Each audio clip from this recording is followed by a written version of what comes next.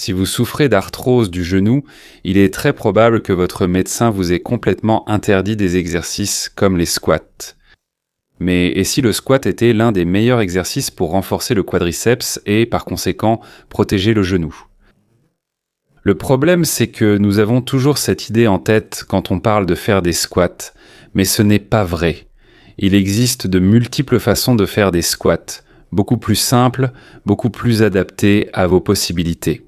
Pour que tu puisses renforcer ce genou en toute sécurité et pour que tu ne mettes pas de côté l'un des meilleurs outils pour améliorer ta musculature. Je vais t'apprendre cela aujourd'hui. 6 variantes différentes de squat qu'une personne de 90 ans et un enfant de 5 ans pourraient en faire sans aucun problème chez eux. Pour réaliser les exercices, tu n'auras besoin que d'un mur et d'une paire d'haltères si tu veux augmenter le niveau. Et aussi le manche à balai que nous avons là dans le coin. Allons-y. La première variante est le squat isométrique, que nous appelons isométrique. Cela signifie qu'il n'y a pas de mouvement, mais il y a bien une contraction musculaire. Quelle meilleure façon de renforcer tes jambes qu'avec un exercice qui ne produit pas de mouvement et qui, par conséquent, n'a aucun impact au niveau de l'articulation. Mon conseil est de te placer dos au mur, de placer un talon juste en contact avec ce mur, puis de placer l'autre talon. Devant le gros orteil, place les 2 pieds côte à côte et à partir de là, assieds-toi contre le mur. De façon à ce que tes genoux soient légèrement fléchis et que ton tibia, la partie inférieure de ta jambe, soit complètement verticale. Appuie la nuque, appuie les épaules, appuie les fesses, ferme les yeux et maintiens la position. Ceci est un niveau extrêmement simple, mais il peut être utile aux personnes très sédentaires ou très âgées pour commencer à travailler les quadriceps. Le secret ici, c'est de maintenir la position longtemps. Si je reste ici pendant une demi-heure ou une heure, je suis sûr que je vais sentir l'effort. Cependant, comme c'est un exercice d'une intensité très faible, je ne ressens pratiquement aucun effort. Ne t'inquiète pas, car si ce niveau te paraît trop facile, nous allons en voir beaucoup d'autres pour que tu puisses te travailler selon tes capacités. Très bien, je vais décoller mes fesses du mur et essayer la suite. J'avance un peu, un pied en avant, puis j'avance un peu l'autre pied, également vers l'avant. Je m'assieds encore, mais waouh, le mur est maintenant bien plus loin. Je te recommande de placer tes mains jusqu'à ce que les fesses soient bien posées dessus. Ici, on voit qu'en plaçant les pieds un peu plus en avant, on peut fléchir un peu plus les genoux. Nous poursuivons avec une seconde variante à 45 degrés de flexion. Ici, ce n'est pas si simple, n'est-ce pas? Ici, on ne peut plus trop plaisanter. Moi, en quelques secondes, je commence déjà à sentir une contraction musculaire sur toute la partie antérieure des quadriceps et je sens qu'il y a de la force musculaire.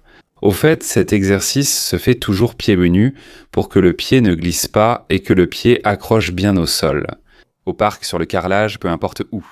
On place la nuque, les épaules en arrière, on s'appuie et on maintient entre 45 et 60 secondes. Une fois qu'on a terminé une série, on se repose, on fait une deuxième série, puis une troisième et une quatrième. Je recommande toujours de faire 4 séries de 60 secondes, dans ce cas au moins une fois par jour. Ça fait une trentaine de secondes que je parle ici, et je sens déjà mes quadriceps travailler davantage. Ce qui semblait être une blague avant, eh bien maintenant ce n'en est plus vraiment une, et cela nous permet de travailler avec plus d'intensité. Supposons que ce niveau soit trop facile pour toi. Ne t'inquiète pas, j'en ai un autre pour toi. Avance juste un peu tes pieds vers l'avant. Pose de nouveau tes mains et appuie tes fesses contre le mur. Ça pourrait être un niveau 3. Là, au lieu d'avoir les jambes à 45 degrés, regarde ce que je fais. Je descends et je les laisse à 90. Fesses appuyées, épaules, nuque. Ici, ça change beaucoup, n'est-ce pas? Ça ne fait que 10 secondes et je ressens déjà une contraction musculaire très intense au niveau du quadriceps. Je ne sais pas si je pourrais tenir une minute. À partir d'ici, comme je l'ai dit, on peut faire des séries de 30, 45 ou 60 secondes en prenant toujours une pause entre chaque. Et, encore une fois, ici nous travaillons de façon isométrique à ce niveau. Je recommande toujours de placer une chaise à côté ou une table pour qu'à la fin de l'exercice, tu puisses te redresser. Parce que tes genoux seront tellement fatigués qu'il est très probable que tu aies beaucoup de mal à te relever. Donc, par mesure de sécurité, une chaise, une canne, une table ou une personne pour nous aider peuvent faire l'affaire. Et évidemment, ce niveau n'est pas recommandé pour les personnes les plus âgées, il est plutôt indiqué pour des personnes ayant des capacités athlétiques un peu plus élevées. Très bien, nous avons vu 3 variantes de la façon de travailler cette contraction musculaire au niveau des quadriceps de manière isométrique, sans qu'il y ait de mouvement au niveau des genoux. Pour augmenter la difficulté, nous devons introduire ce qu'on appelle un mouvement isotonique. Nous allons donc revenir à la position initiale. Je place mon talon contre le mur, je place mon talon devant le gros orteil et je reste dans cette position. Regarde comme nous avons déjà commencé à faire des squats sans qu'il y ait un impact réel, un impact fort au niveau des genoux. Alors, quel est vraiment le problème avec les squats ? Peut-être que nous avons une très mauvaise idée des squats, et peut-être que les personnes qui les interdisent ne savent pas qu'il existe différentes nuances de gris pour que tu choisisses celle qui te convient le mieux. C'est ça l'important. On introduit un mouvement isotonique et un renforcement au niveau des genoux, car on s'est éloigné du mur pour ajouter du mouvement. D'accord ? Je veux que tu penses bien à tes hanches et à tes fesses, et je veux que tu recules ces fesses, comme si tu étais en train de t'asseoir sur une chaise. Il va arriver un moment où, en reculant tes fesses, elles vont toucher le mur. Ici, mes fesses touchent le mur, et donc, maintenant, je peux revenir à la position initiale. Nous travaillons les squats, mais dans une amplitude de mouvement très réduite, ce qui rend l'exercice totalement sûr. Je te recommande de mettre les mains ici devant pour t'appuyer à tout moment, pour être sûr. Descends les fesses jusqu'à ce qu'elles touchent le mur, et à partir d'ici, on revient à la position initiale. En descendant, tu peux sentir comment ces muscles se contractent, aussi bien à la descente, là, qu'à la montée. Une musculature plus contractée et plus ferme. Quelle bonne façon de travailler la musculature des jambes, accessible à tout le monde, de manière sûre, en faisant des squats, quelque chose que ton médecin n'aurait peut-être jamais pensé possible. Différents niveaux de grille, différentes possibilités, il suffit simplement de choisir celui qui correspond le mieux à tes capacités. Et si celui-ci est trop difficile, eh bien on peut simplement faire un petit pas en arrière. Et qu'est-ce qui va se passer ? Que les fesses touchent le mur beaucoup plus tôt et que le mouvement est plus limité. Si ça va bien, on peut continuer à avancer pour augmenter un peu la difficulté. Lors des squats, on ne tient plus 30, 45 ou 60 secondes comme en isométrie, mais on travaille par répétition. En touchant le mur et en se décollant, on compte 1, on touche, on se décolle, on compte 2, et ainsi de suite. Quand on arrive à 10, on a fait une série et il faut compléter 4 séries de 10, au moins une fois par jour. Donc l'astuce ici, c'est de choisir une difficulté qui te convient bien et de la répéter de façon constante dans le temps. Et éventuellement, revenir sur cette vidéo, revoir les difficultés et augmenter de niveau. Il existe bien d'autres variantes, mais avant d'en parler, je veux préciser qu'on peut aussi compliquer l'exercice en ajoutant du poids. Par exemple, si je prends ces haltères et que je fais une flexion isométrique à 45 degrés, cela va produire une plus grande résistance, un travail plus important au niveau du quadriceps. Si je prends du poids et que je fais une flexion isotonique en ramenant les fesses vers l'arrière, évidemment je suis un peu éloigné. Cela va évidemment augmenter la résistance de l'exercice et le rendre plus difficile. Donc on peut augmenter le niveau dans l'exercice lui-même et, pour chaque exercice, on peut augmenter le poids pour que ce soit un peu plus difficile. Comme tu vois, il existe de nombreuses façons de l'adapter à tes possibilités. On continue avec le suivant. Nous faisions des squats isotoniques en fléchissant bien la hanche, en touchant ce mur avec les fesses. C'est très important ici derrière. Tant que ces fesses ne touchent pas le mur, on ne revient pas vers l'avant. Il est indispensable que le tibia soit pratiquement à la verticale, qu'on pense à fléchir ici et que les genoux ne partent pas vers l'avant. Ce n'est pas parce que tu vas te faire mal aux genoux, mais parce que la bonne stratégie est ici pour bien travailler ta musculature. Ainsi, on sollicite davantage les pieds que le reste. Si ça marche en touchant les fesses au mur et que tu veux plus de difficultés, passe au niveau 4 ou 5, je ne sais plus lesquels. On avance un peu les pieds, pas trop, et on répète. Je fléchis mes hanches et ici j'arrive pratiquement à une flexion de 60 degrés. Je reviens à la position initiale et au lieu de mettre les mains devant, je les place de chaque côté au niveau de ma taille, je touche derrière et j'avance. Et ainsi je répéterai l'exercice 10 fois, c'est très facile. Je peux à nouveau avancer un peu les pieds, puis descendre et remonter, descendre et remonter.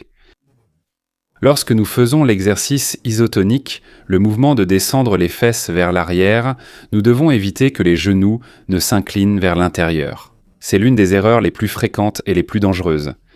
Pour le faire correctement, je recommande toujours de placer les pieds bien vers l'extérieur, la pointe des pieds bien orientée vers l'extérieur. De cette façon, comme vous pouvez le voir, les genoux partent vers l'extérieur et n'ont pas tendance à s'affaisser vers l'intérieur.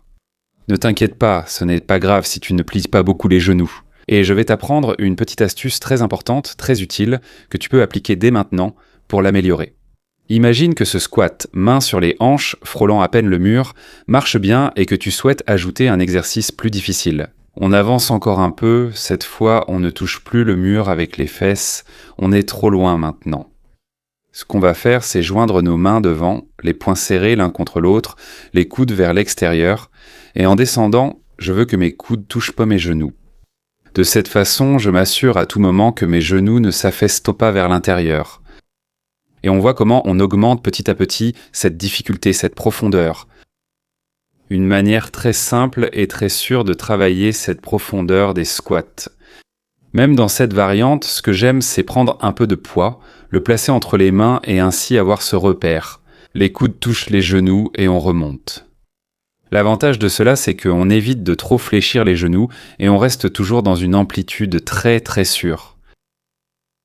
Très bien, imagine que ce dernier niveau te convient, que tu es capable de faire 10 répétitions sans douleur, sans gêne. On pourrait passer à un squat libre complet avec le bâton, où je place ce bâton juste derrière mes épaules. Laisse-moi l'ajuster un peu ici et on répète le même exercice. Je ne touche plus du tout l'arrière. Mes genoux se contrôlent déjà tout seuls. Je n'ai plus besoin de placer les coudes pour les toucher. Et je descends autant que je peux. Si c'est très bas, tant mieux. Si c'est trop haut, ce n'est pas grave. L'essentiel, c'est ce que je veux que tu retiennes. Bien sûr, c'est que le squat puisse s'adapter au maximum à tes possibilités et que tu ne devrais pas l'abandonner simplement parce qu'on t'a dit de ne pas le faire. Parce que la plupart des personnes dans le domaine de la santé ne savent même pas que nous pouvons l'aborder sous différents niveaux de difficulté. Et c'est vraiment la clé. Ce n'est ni tout noir ni tout blanc, ça n'existe pas. Dois-je faire de l'exercice ou ne pas en faire ? Il existe différents niveaux de gris qui s'adaptent à toi et qui te permettent de le faire correctement. Récapitulons car nous avons vu de nombreuses variantes de squat pour que tu puisses te choisir celle qui t'a le plus plu. Nous avons commencé par un contrôle isométrique, dos contre le mur, légère flexion des genoux, et nous avons progressé en augmentant un peu plus la flexion des genoux. Ici, nous avons 60 et 90 degrés. Si cela te convient, nous pouvons essayer avec les isométriques. Les pieds à la largeur des épaules, les pointes des pieds vers l'extérieur, flexion des hanches jusqu'à ce que mes fesses touchent le mur, puis je remonte. Ça va bien ? On avance un peu et encore, ça va bien. On avance un peu jusqu'à ce qu'on ne touche plus le mur avec ses fesses. Dans ce cas, on peut placer nos mains devant pour limiter cette flexion plus profonde. À chaque niveau, on peut ajouter du poids et travailler plus avancé si souhaité. On peut prendre ce bâton, le placer ici derrière et faire cette flexion plus profonde avec plus de résistance. Tout cela peut sembler complexe, je l'admets, mais l'important, c'est de s'y mettre. De rien. La théorie a-t-elle de la valeur sans mise en pratique ? Aussi simple que cela, essaie-les toutes. Tente celles qui te donnent les meilleures sensations, et tu travailleras. 4 séries, 45 ou 60 secondes pour les isométriques, 10 répétitions pour les isotoniques, celles qui impliquent du mouvement, au moins une fois par jour. Il est vrai que pour soulager ton arthrose du genou, il faut plus que du renforcement musculaire.